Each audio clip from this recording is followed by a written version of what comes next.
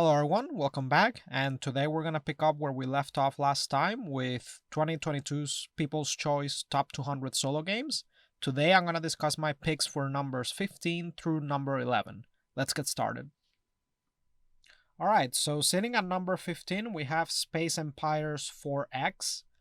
When I was a kid, I used to love playing Master of Orion 2 on PC a lot. So this game really is reminiscent of that. And one thing that I had a issue with when playing 4X games back at their height on PC, there were tons of in the 90s. There were tons of 4X games. It was a big genre, right? Now the thing is, I wasn't a native English speaker, so I wasn't able to read the manuals and understand the nuances and mechanics of the game very well. So I typically did very poorly towards the end game because I didn't understand the game very well, although I had fun.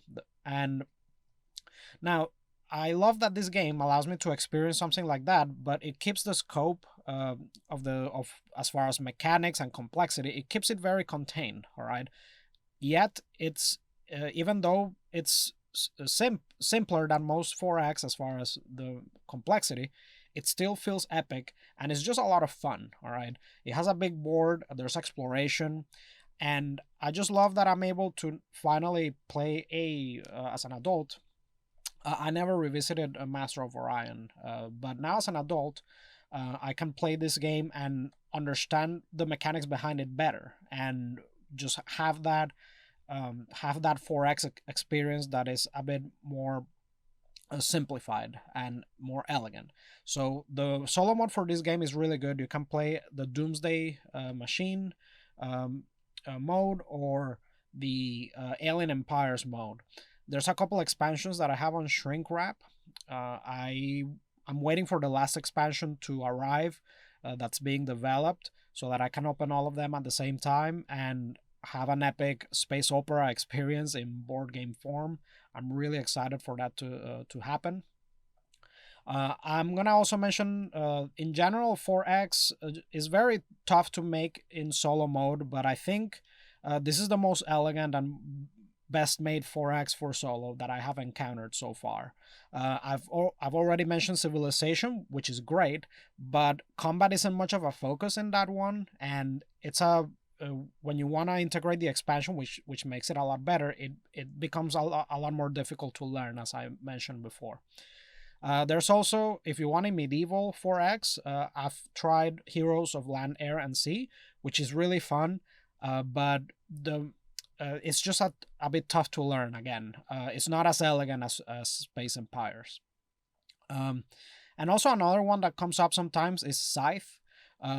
The thing is, in Scythe, the combat is almost non-existent, and to me, it doesn't scratch that itch for X's that I've tried in the past. So that's kind of its own beast. But if you want a Master of Orion-like experience in board game form, and that is soloable, I think this game is amazing. Maybe one day I'll play this multiplayer because I think it would be a fun experience multiplayer, to be honest. But one of my favorite 4X games and Hex and Counter games for that matter from GMT. Lovely game. Please check it out. All right, so sitting at number 14, we have Star Wars Imperial Assault.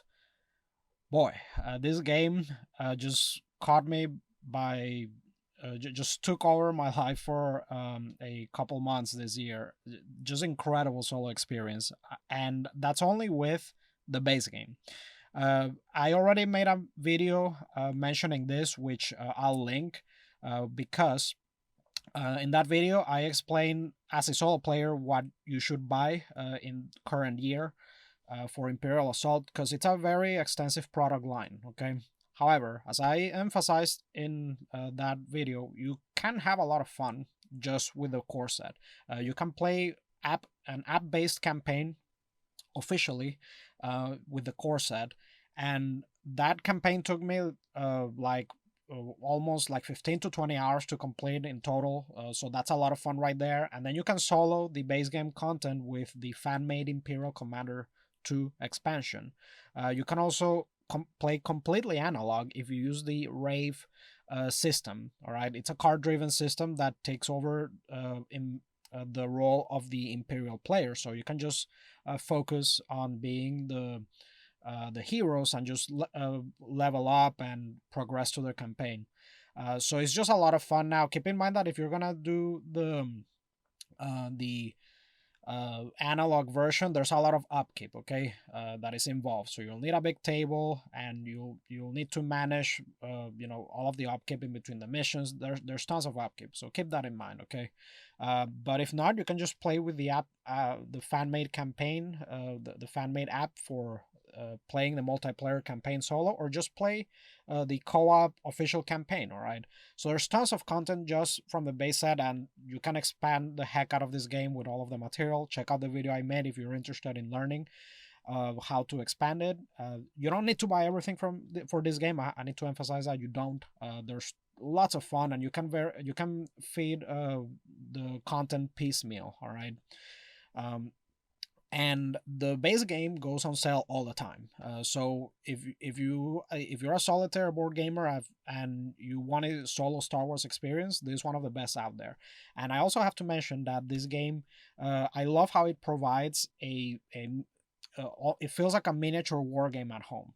Now that's tough to do, but the tactical aspect of the game, and the maneuvering of your characters and the shooting and rolling dice, it feels like this is the closest thing to a miniature war game at home, campaign based and Star Wars based. It's just like magic. It's magical. It's just incredible experience. And I can't believe it took me this long to try this. So a very, very good solo experience. And if you want to just keep it elegant and let the app take care of all the bookkeeping, just have fun with the official campaigns. All right, again, check out the video I made if you want to learn about how to expand it. And if not, just buy the base game. Tons of fun to be had there, like I said. All right, so for number 13, we have Star Wars Destiny. So this is not an officially soloable game. It is a discontinued trading card and dice game. And the reason why I listed is because I created, as many of you probably know, if you're a subscriber of mine, I created a variant for this game. It's called Star Wars Destiny Encounters. And it was inspired by Marvel Champions, Lord of the Rings, Arkham Horror. Well, not a lot of Arkham Horror, but also Keyforge, the Keyforge Adventures solo mode that came out in 2021. So when that came out in 2021, it was my introduction to Keyforge. I didn't get into back when I played Magic. I didn't like getting into other games like Keyforge or other trading card games. Well, Keyforge is not quite a trading card game, but it's a pseudo trading card game. And I don't like getting into other games because every time that I started playing another game, that game got discontinued or people lost interest. So yeah, it ended up being a waste of money every time that I got into other games. So I never got into Star Wars Destiny, although I would have loved to. I mean, it's a Star Wars trading card game. How do you mess that up, right? But well, I wasn't there to be disappointed when they eventually canceled the game, so I guess I made the right call.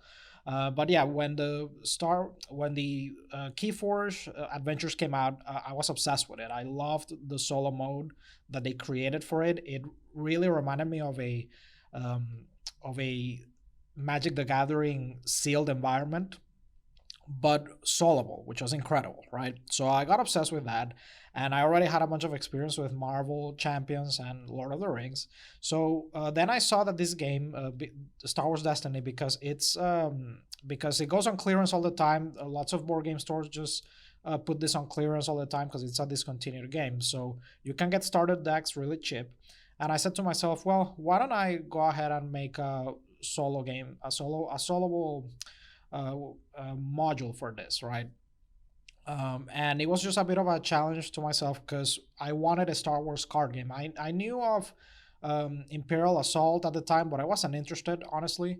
And I really wished for there to be some kind of soloable Star Wars card game. So I challenged myself and I went ahead and ordered a 2-player starter set of this. And while it arrived in the mail, I prototyped something, right? So I ended up liking it, and that was in mid 2021. So it took me until December 2021 to publish it officially and share it with everybody. And I wanted it to look like a legit LCG, so that's why it took me that long, and that's why um, it it looks as good as it does, because I have had people tell me that it looks like a legit Star Wars product, and that was my goal. And now the Star Wars Destiny system is already a great system to begin with, all right? So I don't claim any credit from that. I simply added that layer on top to make it a soloable and co-op, basically what amounts to a boss battler, but it's heavily inspired by that, like I said, by Keyforge Adventures and by Marvel Champions, all right? The way that you create the enemy encounter deck. So now what I love about this, and so far, if you haven't already tried the encounters variant I made, I'm not currently working on it anymore as of the recording of this, but um, in my time while I worked on it, I basically worked on it for a year, and I created the equivalent of a almost a Marvel Champions cycle. So there's plenty of content, right? And I designed it so that you could just buy a starter deck and play it. All right, that was important to me. I wanted you to just buy one of those starter decks on clearance and be able to have fun. So you don't have to have a large collection. But what I love about this, the fact that I put all of the time that I invested in this and created that environment for me to play Destiny solo, is the kind of deck construction that it offers. I love all of the LCGs, the soloable LCGs like Arkham Horror, Marvel Champions, and Lord of the Rings. The problem is the deck construction in those LCGs is my least favorite part. Um, Nothing until now has really scratched that itch I had from Magic, where I loved when playing Commander, where I loved concocting decks and experimenting with decks at home with my collection. I love doing that when I play Magic. Here with LCGs, it just feels tedious to me, to be honest with you. I don't really enjoy that part as much. But with Destiny, though, if you have a sizable collection and you download and print the files that I made, you have an environment that allows you to make your Star Wars Destiny matchups of your dreams, right? Like if you want to have Luke against any well, the characters that I made available to play against, you can. But you can make awesome matchups. Like you want to play against Vader using I don't know, Han Solo and Luke, you can. All right. So that's where a lot of the replayability will come from, how sizable your collection is. So you can find singles for Destiny at a pretty reasonable price these days. You can just proxy them, honestly. So you don't even have to like pay a pretty penny for the real thing if you don't mind spending a bit of time proxying cards. All right. But yeah, I just love with what I made here, the incredible deck construction that this offers. I love creating decks around characters because characters here have very interesting mechanics. So I can create a deck just around the character mechanics, or just thematically. If you want to create a scenario, like in some of the videos that I've shared, if you want to create a scenario where you're Darth Maul and a Droideka versus Obi-Wan, young Obi-Wan, and Qui-Gon, you can. I unfortunately I'm not making more content for it for now, but yeah, there's a lot of content there for you to play with. All right, and again, just because I stopped making content doesn't mean that you can't increase the replayability.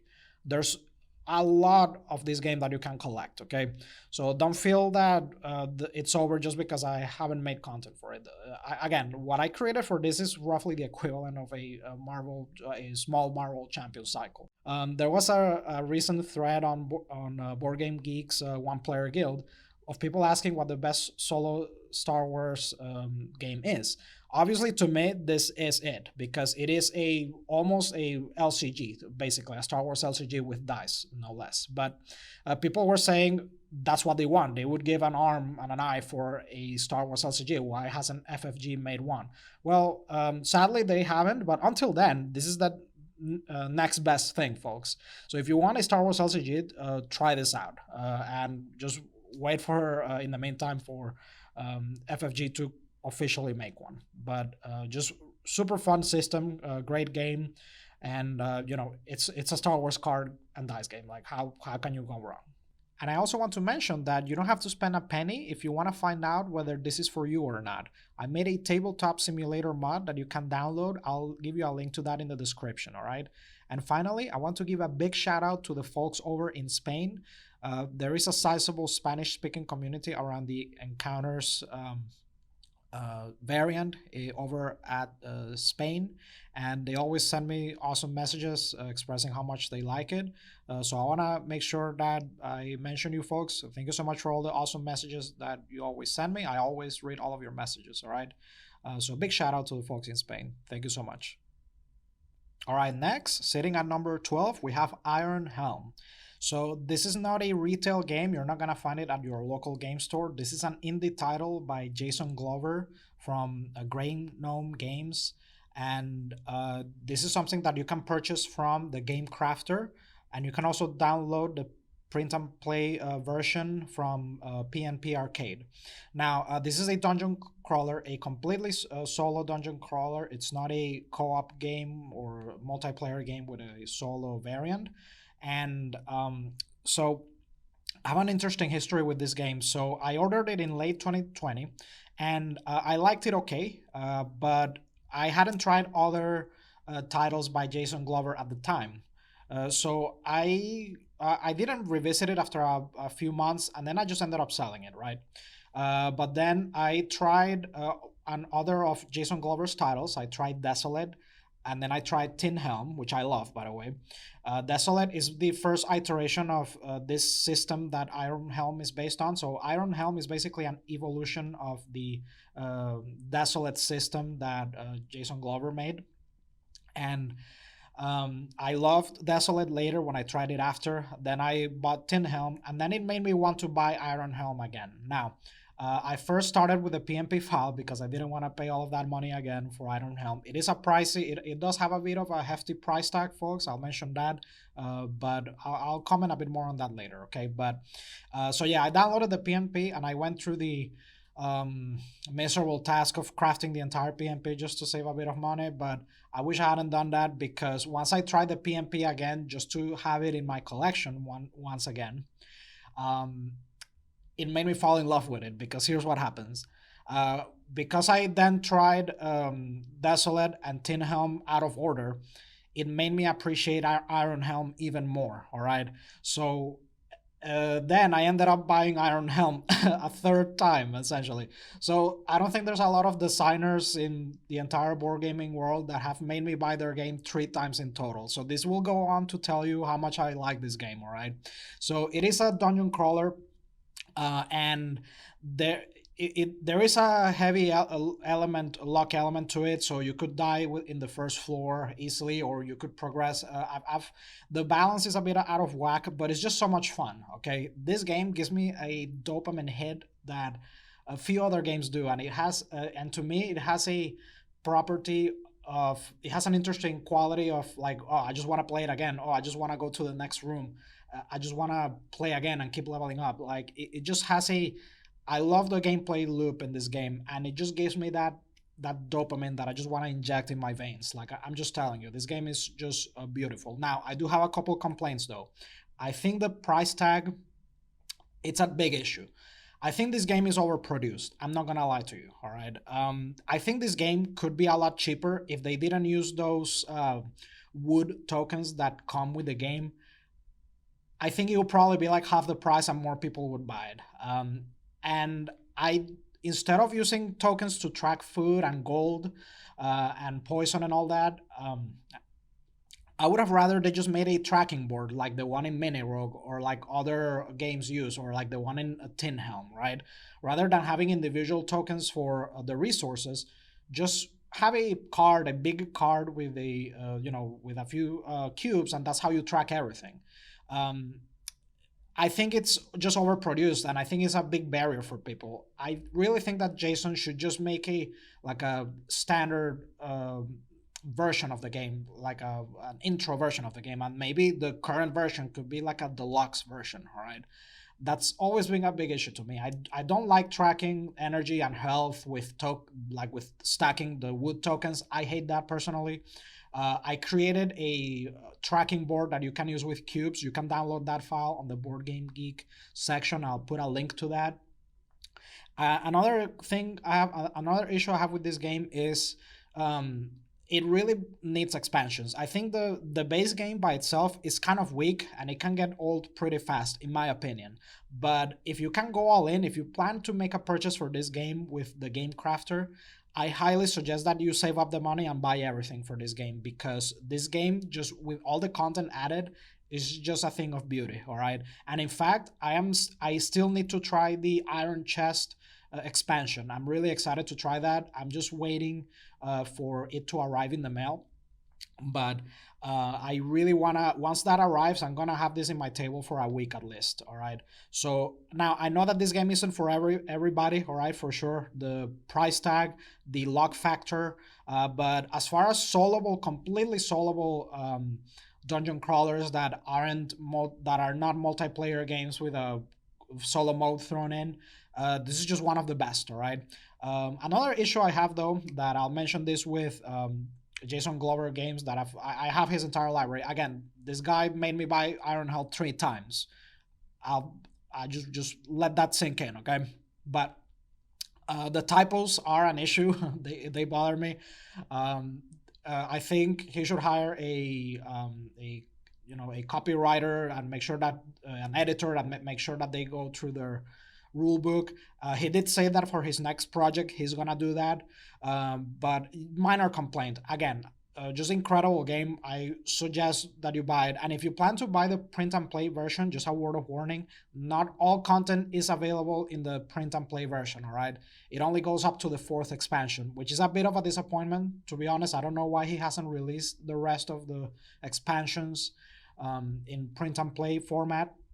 But I honestly don't think that you're gonna regret it. So, and last thing I'll mention about this, some people, when they look at the card with all the content added, and it adds up to over $100 easily.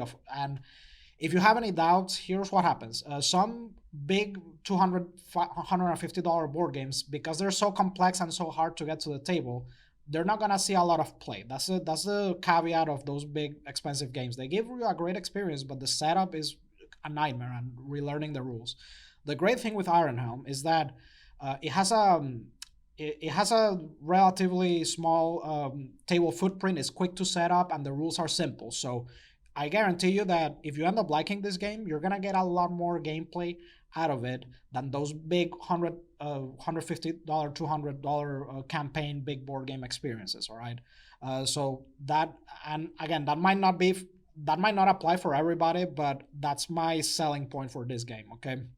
If you think that you're spending too much money on it, just think of that aspect of, because it does set up quick, the rules are simple, and you're gonna play it might end up seeing a whole lot more play than those other more expensive games.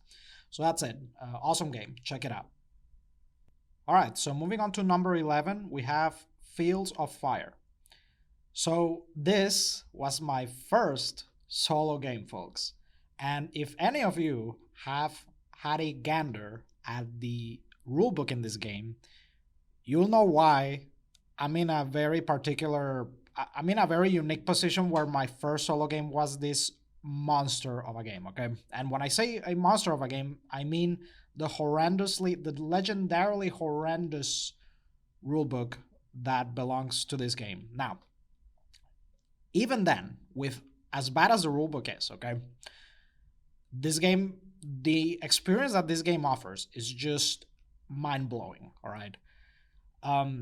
Now, I don't think it's the best solo introduction game to a solo board gamer that wants to find out what the whole deal is with this hobby. But one benefit of what I went through with this game is that it desensitized me to other books, other rule books being bad. All right, I'll say that. Now, again, if you've heard my Skyrim review, just because I am tolerant to a rulebook being bad doesn't mean that I'll forgive it completely. I mean, if the rulebook is making things difficult for me, there better be an amazing game behind it, and I'm willing to forgive a lot of things. If it's just a mediocre game, like, I mean, I'm just get out of here. Like, I'm not, I have better things to do, right? But this game, though, if you manage to, look, to me, this game is a 10 out of 10, all right? Here's the thing. I can't recommend it to anybody. To me, I have a very particular set of circumstances that led me to be able to play this game and appreciate it for how it is. This was my first solo game during the pandemic, okay? So there wasn't any, I didn't know what a good or bad rulebook was. I mean, I've played Magic and I played like the occasional gateway game with family like Catan and Splendor. That really was my pedigree at that point. Magic and a few other trading card games like Yu-Gi-Oh! That was my rulebook and board game pedigree at that point. So the pandemic arrives, we're locked up, right? And one day I'll make a video about this because I don't want to get into the history as to why this ended up being the game that I ordered to be at for me to bunker up at home. And okay, so it's the end of the world. I'll just buy this to kill some time. I don't want to get into, there's a whole history behind that. But so this is the first solo game that I get into, right? I didn't know what a good or bad rulebook was. I thought, this is just, it is what it is. This rulebook is awful and I'm going to have to spend like 100 hours studying it, all right? I had no framework to work with. So I didn't know what I was subjecting myself to, but I refused to give up, all right? I refused to give up and I ended up playing this game. And once you do, Christ, the experience that this game gives you, it's insane, all right? If you want to feel what it's like being in charge of a platoon in World War II or in Vietnam, it's uncanny what this game does, all right? The simulation, and I'm not even a military guy, but there's military people that will tell you how crazy the experience that this game offers is, like how real it feels, like how the decisions that you make, how your soldiers, like the casualties in the field, and it's just intense. It's cinematic. The stories that this game tells, it's unbelievable, all right? And it is a completely solitary game, which again, I always appreciate that about a solo game. It's not a multiplayer game with a solo mode tacked on. It is a completely from the ground up solitaire experience with a procedurally generated map and with card-driven resolution. Zero dice rolling, because I know that there's people that hate that. I don't mind rolling dice, but for people that are bothered by dice resolution, no dice resolution here. Everything is resolved through a deck, all right? And it's just incredible. And I'm excited because this game now has a deluxe version with a much improved rulebook coming out. And I haven't played this in over a year, but I want to pick it back up with the improved rulebook just so that it's easier for me to internalize the rules. But again, even then, this is my and this should be in the top 10. When we reach this stage, like the first the top 12, it becomes a bit fuzzy. Like this could have easily been swapped with the next 3 titles or so that you'll see later. But next time I'll make sure that this is in my top 10. I just don't know why I bumped it to 11 this year.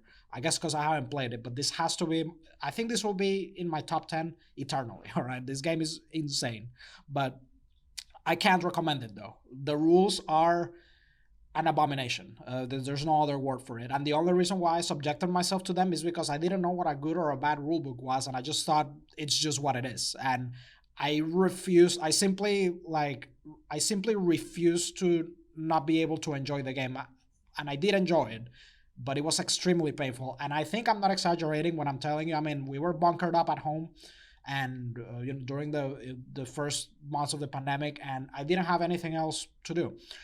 So I just, in my free time, that is. So I was just laser focused on, I want to learn this game. And I had zero framework. I had never played a war game in my life, nothing. So that's the only reason why I persevered with this. And just to tell you how bad this rulebook is,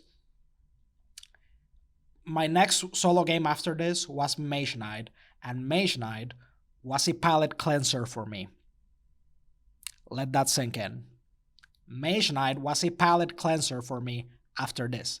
That's how bad this rulebook is. But I don't care. It's a incredible experience, and I hope that the deluxe version makes it available for more people because it is just an incredible experience. Check it out if you're a masochist.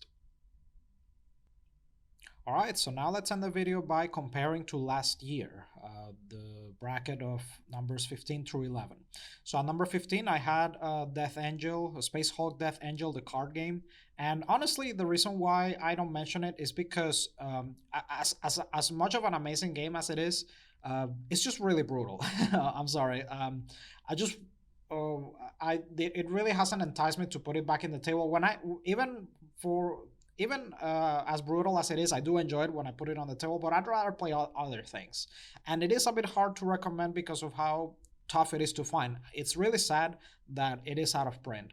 But another amazing quality that that game has is how much game it packs for a small package. And I love collecting games like that. It's never going to leave my collection for that one reason. And another reason also is it was one of my first solo games as well. It was on the within the top 10 first games that I bought. All right, so it's always gonna stay in my collection, and it being out of print and all, not leaving my collection. But I do like it. I'll just play other things these days. It's just so brutal. Moving on to number 14. We have Tiny Epic Galaxies. I still think that it is the best Tiny Epic title to date. I have a lot of their games in my collection, and the latest titles, which I have Pirates and Dungeons. Pirates I liked, but learning it was miserable. And Dungeons, I'm scared of starting to read the rulebook because of everything that I've read. I did pick at the rulebook, and the only reason I haven't played it already is because I'm just dreading learning that game. The whole iconography thing is just drive like look. I think the Tiny Epic Galaxies is the apex of what they've set out to do. A big game in a small package. I think they've done nothing better outside of Tiny Epic Galaxies because it's easy to learn and the experience it offers it feels pretty rich for such a small package. And I mostly stick to the um, ultra tiny epic galaxies these days. And one of my favorite travel games, by the way. If you want to, again, speaking of the whole small game packing a big punch, Ultra Tiny Epic Galaxies is one of the best games in that category, champion of that category. All right, but then the titles just start getting bloated with all the rules. And then there's the Vikings version coming up, and then the Crimes version. I'll look at those rule books, but I just wish that the level of complexity they roughly kept it the same as Tiny Epic Galaxies. I like Pirates, like I said, but man, like just learning it horrible. So I don't know. This game good, but it's fell out of it's fell out for me. Just not a top 20 title in my opinion, but really good. I do bring it in trips occasionally. Moving on to number 13, we have Novsjord. And as I mentioned earlier, I'm not much of an Euro guy, so this is about the only Euro that sees my table every now and then. But I would just rather play other types of games, honestly. And maybe as I age, my taste will change, and I'll have a bunch of Euros on my top 10. But for now, that's just not the case. And I did put this in my honorable mentions. Still great solo experience, but I'll just rather play other things. So it just fell out of my top 20. That simple. Then we have Lost Ruins of Arnak, and the reason for that is that it had come out that year, and I enjoyed it a lot. But then the thing with Lost Ruins of Arnak, if you're gonna play it solo, I got tired of the scoring. Like the scoring consistently, while I scored almost the same every time in the same range. Like there wasn't a variation of more than 5 points within my high scores. And I just didn't, and that was on the hardest difficulty, by the way, against the AI. So it felt very samey every time. Now I have the expansion, I have to try with the expansion, but yeah, it just fell out of my radar because of that. I played it a bunch of times, and then it's like, well, okay, I mean, it just feels like I'm scoring the same thing every time. I don't know what other paths I can do when playing to score differently or more. So I just got tired of it. I know there's a campaign for it. I will try that at some point. And then there's the expansion, which hopefully it It adds some more replayability, and it adds some variability to the scoring, which was an issue for me. But one thing I love, by the way, is just visually and component wise, is a premium product. I just love how good it looks and how the little pieces feel. Just great production is what I'm saying. One thing I'll say about that game. All right, and finally we have Terraforming Mars Ares Expedition, and I already talked about this in my honorable mentions from the first video, but I it just didn't see my table a lot this year. I've tried other engine builders since.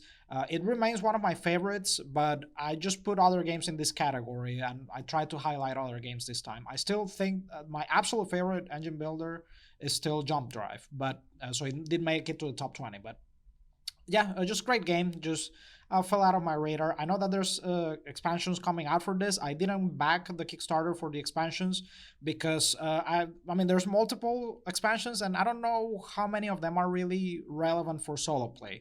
Later when they come out in retail, I'll see if I pick one or two to try to add some variability.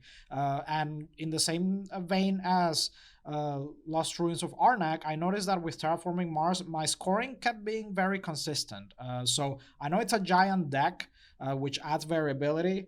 So there's variability from the giant deck that is there of cards, but I want to add another layer to just try to keep the experience fresh. So I'll wait for the expansions and see if one of them will help with that. But still a great game, still played occasionally, but I do want to freshen it up later to with an expansion, hopefully. All right, folks, so that's it for part 2, and I hope you come back for part 3, where I'll discuss numbers 10 through 6. Thank you so much for watching. I hope you enjoyed this video, and if you did, please like and subscribe, and I'll see you in the next one.